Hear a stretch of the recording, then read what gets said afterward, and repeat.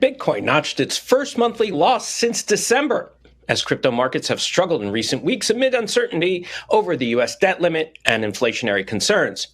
Joining us to discuss is head of index research at our very own CoinDesk Indices, Todd Groth. Welcome, Todd. Thank you. Thank you for having me. Glad to see you. So you noted that in May, it was a relatively muted month for cryptocurrency price action.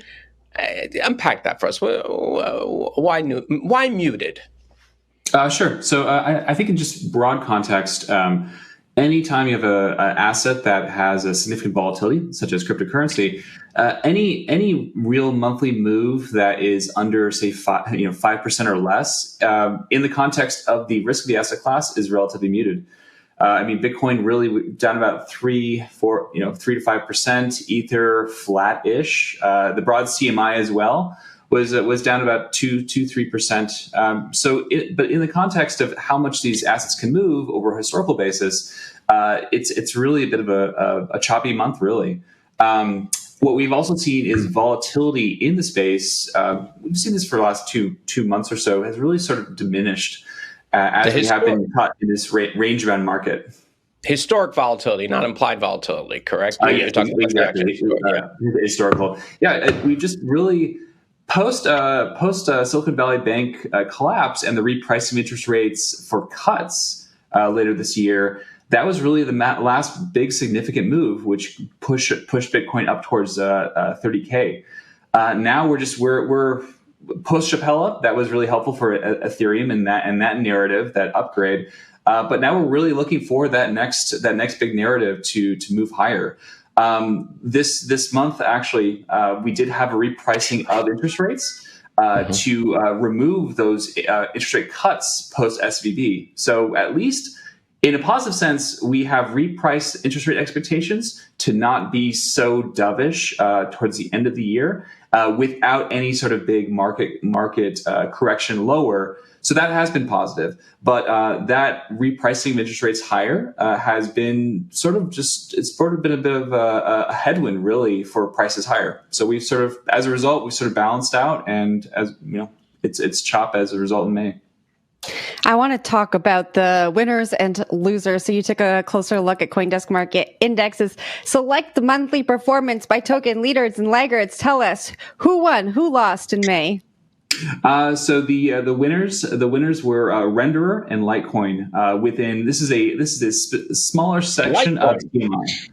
Yeah, on a relative basis, these are so the CMI Select Index is really our large cap investable portion of the CMI index. And Renderer, at some level, Renderer is multiply a decentralized network of GPUs. And what we've been seeing with NVIDIA, with AI, GPU clouds, it's funny because GPU clouds at one stage were being used, and still are, for Bitcoin mining. And now we've seen that the narrative of GPUs broadly repurposed to be these big AI clusters. And Renderer effectively is a decentralized AI cluster. So there's no surprise that on a relative basis, it outperformed given the buzz and hype over ChatGPT, all these LLMs. That sort of caught part of that NVIDIA bump up higher. And then on the detractor side, ApeCoin, Chiliz, just culture and entertainment, digitization sectors broadly. That was on a relative basis. Also, what we found is generally when markets are really range bound, people take side positions and meme coins. There's meme coin season with Pepe having gone up to 1.6 billion in market cap at the top. Now we're back down to about 500 million. So that was and Pepe was basically a May phenomenon, almost completely bookend in May. So when the markets aren't really broad markets aren't really trending higher, then we see that. It's a ripe opportunity for crypto investors to take some side bets into lower liquid tokens such as memes. And a little bit of silliness too. Absolutely. No, it was definitely an interest and a shift towards sort of this the meme coin. It is silly. It is a bit of a game in May, and so we've seen that sort of come to be tamped back down against the broader market. Todd, thank you very much for sharing with us this morning. That was Head of Index Research at CoinDesk Indices, Todd Groth.